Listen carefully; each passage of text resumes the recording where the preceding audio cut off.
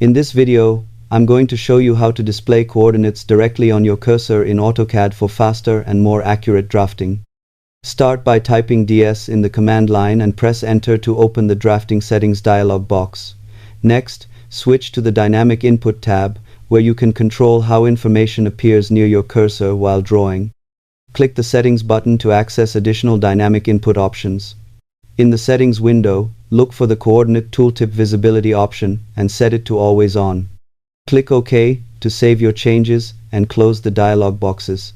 Now, as you move your cursor around the drawing area, AutoCAD will display live coordinate values directly beside it. This makes it much easier to locate points accurately, improve precision, and reduce the need to constantly check the command line. Thanks for watching, and don't forget to check out more AutoCAD